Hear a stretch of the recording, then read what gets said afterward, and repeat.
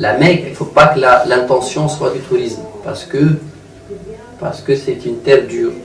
Pour le hikmah, on ne sait pas pourquoi, malgré 1500 ans, peut-être des milliers d'années de pèlerinage, mais ça reste pas facile. Maintenant, on va parler de la nature du voyage. Votre voyage, il diffère de tous les voyages que vous avez fait de votre vie. La différence, qui est une très grande différence, c'est que c'est un voyage spirituel.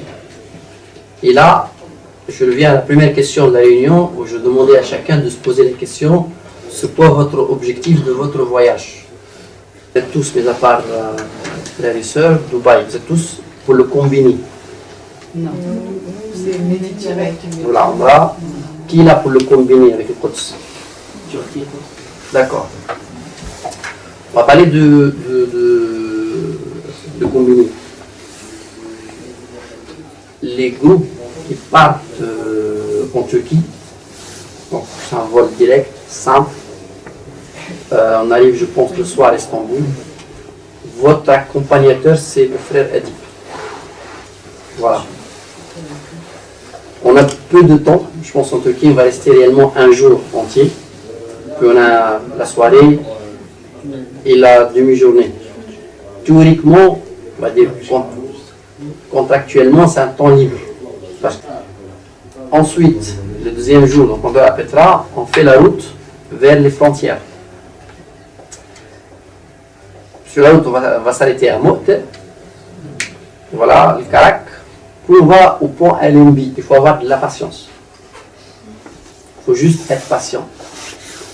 On arrive côté jordanien. Jusqu'à là, c'est très simple. Le guide descend. Il prend les passeports de tout le monde. Il va faire le tampon de sortie de la Jordanie. Tout le monde reste dans le bus. Après, le guide jordanien, pas le guide touristique, il nous quitte. Mais il reste avec nous. Vous avez deux accompagnateurs. Donc il y a Adib, mais il y a aussi Mohamed. On a un groupe qui part aujourd'hui pour le même voyage que vous.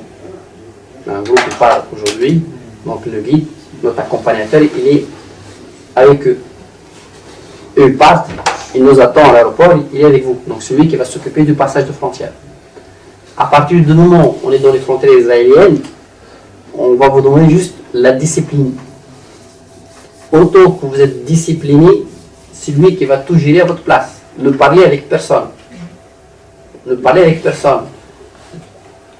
Parfois, les gens sont pressés, ils passent eux avant même le guide. Ils vont vous poser une deuxième question sur vos bagages. Est-ce que vous avez observé vos bagages? Est-ce que vous avez toujours eu vos bagages devant vos yeux? C'est tout. Donc c'est très simple. Une fois on a passé les frontières, vous n'aurez plus aucun contact avec les Israéliens. L'hôtel palestinien, le chauffeur palestinien, le guide palestinien, on va visiter que les villes palestiniennes. Les villes sur place, il y a trois types. Il y a les villes occupées, le statut même à l'ONU officiel, sous occupation. Jérusalem, c'est une ville sous occupation israélienne. On va aller à Bethléem, El Khalil, Hébron, ce sont villes sous l'autorité palestinienne, dans laquelle il est interdit aux Juifs d'entrer. À la porte des villes, c'est écrit interdit civil, des banques, la police, la circulation, les magasins, c'est une ville palestinienne, sous l'autorité palestinienne. Entrer et sortir de la mosquée, c'est 1 heure. On est dans le passé, un bus qui attend 1 heure, une personne qui est partie faire la prière parce qu'on va à l'aéroport. Depuis, sachez-le que le bus bouge, il part. Vous avez tous un badge dans lequel il y a les adresses des hôtels à la Mecque et Médine. Il y a le numéro de téléphone des hôtels à la Mecque et Médine. Si vous arrivez, il n'y a pas de bus, ne soyez pas surpris parce que le bus est parti à l'heure. Si vous êtes en retard, prenez un taxi, voilà l'adresse. Vous pouvez rejoindre le groupe dans cette adresse. On est parti à l'aéroport, parfois sans qu'on n'est pas complet. Un aéroport, c'est un aéroport. Hier, le mail qu'on a reçu, je peux vous le transférer, le ministère du Hajj, il nous demande obligatoirement d'être à l'aéroport du Hajj 4 heures avant le vol. 4 heures avant le vol. Le trajet entre la Mecque et Jeddah, 70 km, on ne maîtrise pas en combien de temps on peut faire ce trajet. On ne sait pas. On peut le faire en 1 heure, comme on peut le faire en 3 heures. Donc nous, on va prendre le scénario le pire. Donc on va mettre 3 heures pour ce trajet. Pourquoi? Parce que la Mecque, à Maghal, ça fonctionne comme ça. Quand il y a un embouteillage, il ferme la route. Imaginez le périph', dès qu'il est rempli, la police va, il est rempli, il ferme l'entrée du périph'. Vous avez traversé toute Paris, vous avez la porte de Bagnolet, elle est fermée. Vous sortez de Bagnolet, vous avez la porte de Bercy, elle est fermée. Donc le chauffeur, il tourne parfois 1 heure ou 2 pour trouver comment aller à Jeddah. Donc sachez que les horaires le plus dur pour vous, à l'Aral, c'est le dernier vol, on va sortir tôt parce qu'on ne peut pas prendre un risque de venir tard à l'aéroport. Le ministère du Hajj qui nous dit chaque pèlerin cette année il a droit à 5 litres de zamzam. C'était 10 litres l'année dernière. Parce qu'il considère qu'il y a un seul puits à disposition de plusieurs millions de personnes. Avec le nombre, vous êtes entre 9 et 10 millions de personnes qui vont dans la ville dite par an entre Hajj et Umrah.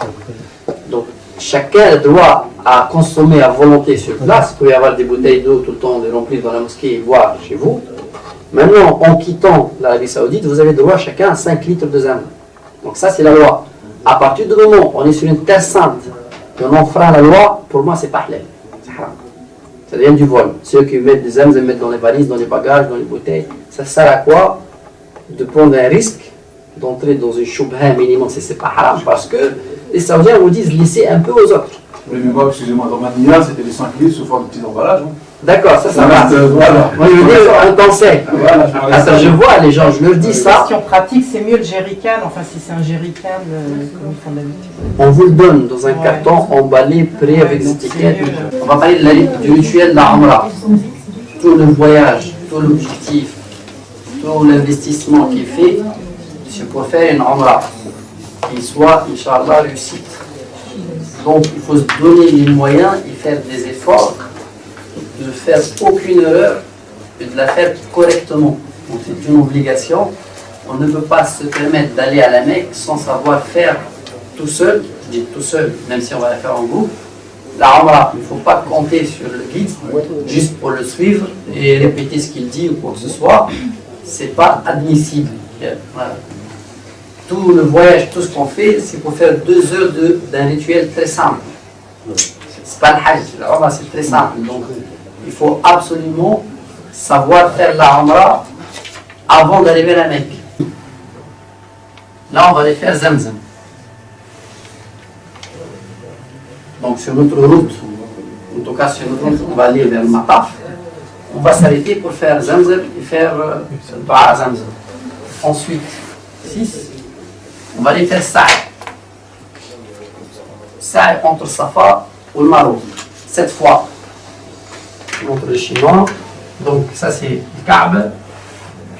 On est venu, on a fait 7 tours. Ici, donc il y a la petite protection. On va faire les 2 rak'at.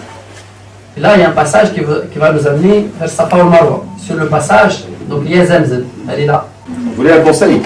Pour ceux qui sont fragiles, il faut éviter. Pourquoi? C'est parce que c'est la clim, il y a des gens qui ne sont pas contrôlés sanitairement. Ça éternue en permanence. Ou bien vous portez le masque, c'est bon. Ça, c'est une astuce. Hein. Mais dans il y a une sécurité surtout là. Voilà. Tout le monde. En plus, il y a un autre endroit, c'est de l'autre côté, là où il y a la grande horloge. Au 9e étage, il y a une grande mosquée comme celle-ci. Elle est plus grande, c'est-à-dire elle est mieux faite. Elle n'est pas trop climatisée en plus. Il y a de l'espace. Vous choisissez. Parce que dans la mosquée le vendredi, vous pouvez paniquer. Vous allez voir. En fait, à midi, les hommes et les femmes à la mosquée, vous êtes séparés. À midi. Donc si vous allez arriver le premier jour, donner des rendez-vous, sachez que votre épouse, déjà, elle n'a pas de téléphone. Parce qu'elle va enlever le téléphone à la mosquée. Au moins, le premier jour, qu'il n'y a pas d'inquiétude, de problème, sachez que les femmes n'ont pas de téléphone dans la mosquée. Au moins, donnez-vous un rendez-vous dans un lieu. Ou un numéro 2 pour les femmes. Et restez tout le temps avec vos épouses.